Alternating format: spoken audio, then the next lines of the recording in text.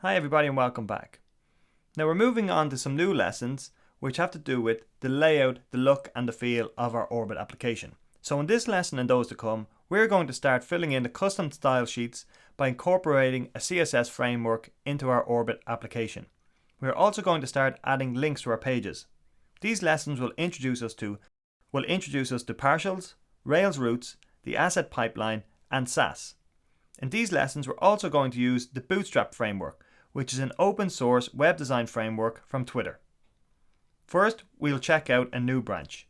Let me scroll across here and let me say git checkout -b adding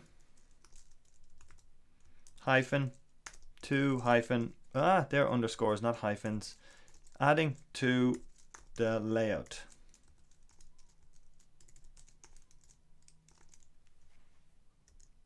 Okay, so we switch for a new branch, adding to the layout. We'll start with updating our layout file. And where's that located? Let me jump into my code editor. Here we go. Within app, within views, within layouts, application.html.orb. So what I'm going to do now is I'm going to pause this video and I'm going to fill in a bunch of code over here on the right hand side. Then we're going to come back and we're going to talk about that code. So I'll see you in a few minutes. Okay guys, so here we are back, and as you can see I've added in an awful lot of code. So there's two ways to do this. You can pause this lesson now and type in the code and then follow along with what I'm about to say, or you can follow along and type as I speak, whichever way works best for you. So let's take the time now to review each element, starting off at line 1. This line here, $doctype_HTML, tells Rails to use HTML5, and it tells the web browser, whatever web browser we're using or our users open up, we're using HTML5. And the reason we need to do this is because some older browsers still do not support HTML5. And to help with this, we have a line of code down here at line 10. And I've jumped over these few lines here because we've discussed these previously. So I'm jumping now down to line 10. This line of code kicks in or is activated if the version of Microsoft Explorer is less than 9. So there's a whole bunch of mumbo jumbo here, and the reason I say mumbo jumbo is because it's for IE 9 or less, so I'm not going to go through it, but all you need to know is this code makes sure that our pages work in Internet Explorer 9 or less. So go ahead and type that in now, or head over to my GitHub page and copy and paste it. The next few lines of code includes a header, divisions, and a list of elements with navigation links. So where's our header? Here we are here on line 17.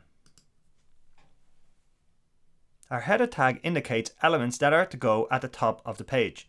The code within the header tag, navbar, navbar-fixed-top, and navbar-inverse are called CSS classes. Essentially, these are labels used to style with CSS.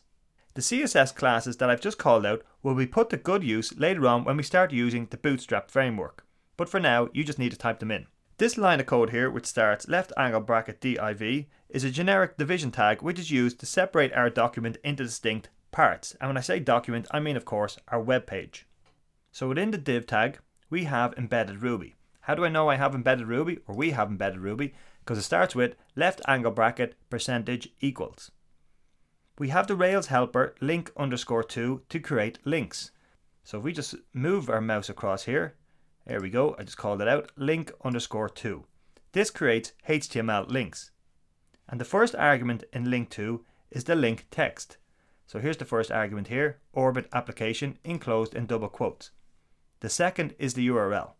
Now I have the URL just as a hash symbol at the moment because we have nowhere to go, but we'll fill this in a later lesson. And we'll fill this in using named roots, but more about that later.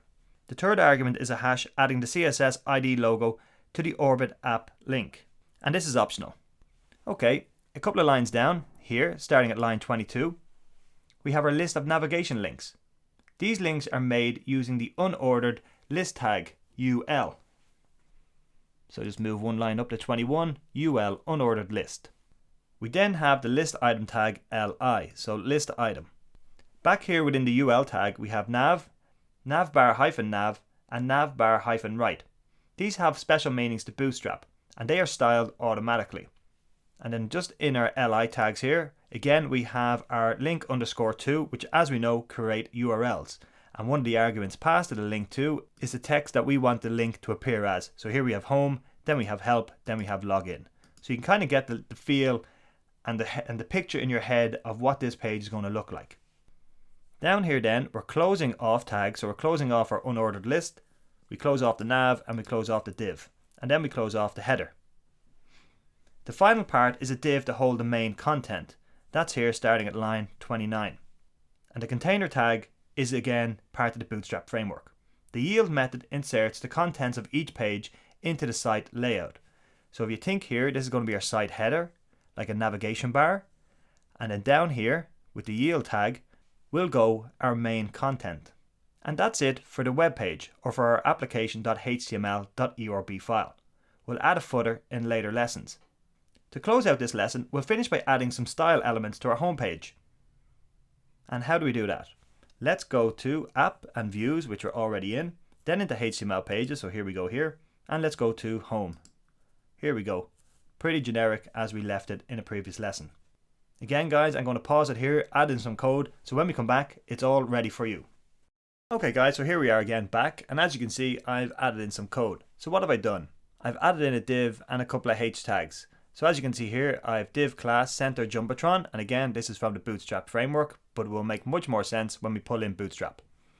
I've then added in a H1 tag, which says welcome to Orbit. I've added in a H2, which has some intro content and where you can find the code base for this application. And finally, I've created a link to create an account. And then again, I've class using some Bootstrap framework CSS. And again, as you can kind of guess here, you can see that we're adding in a button. That button's going to be large. It's going to be the primary button on the page. So from all of this code, you can probably guess that we are getting ready to add users. All of the CSS classes in this code will be used by Bootstrap very, very soon.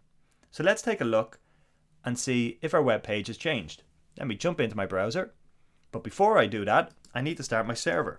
Because don't forget, we haven't pushed anything to Heroku yet. So here's my Heroku page, but that is not going to change at all because we haven't pushed up. We're still local, meaning that we're on our local computer. We haven't pushed any changes up to the web.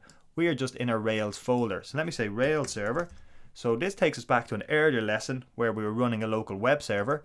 So Rails server, there it is, perfect. Take out the URL. That's going to be http // put that in, but I need to remove this TCP lettering here at the start. There we go. Looks good. Okay, perfect. That's exactly what we wanted. Orbit application, home, help, login, welcome to Orbit. This is the Orbit homepage. You can find the code base at. Now my code there is missing. I have to check why that is. But you get the idea. We're local, we're on our own web server, and this will look an awful lot better when we install the Bootstrap framework. Let me just jump over here. Of course, this is not working because I haven't put anything in, so let me see. You can find the code base for this application at my GitHub account. There we go. Let's close that out. And how do we close that out? /A, which is what I forgot the last time. Let me save that. Back here. Let me hit refresh. And there we go, at my GitHub account. Okay, perfect. That's it guys for this lesson. If you have any problems, please do reach out by asking questions in the community or the FAQ section. In the next lesson, we're going to be looking at how to add Bootstrap and custom CSS. So I hope you found this lesson helpful. Thanks for listening, and I'll see you soon.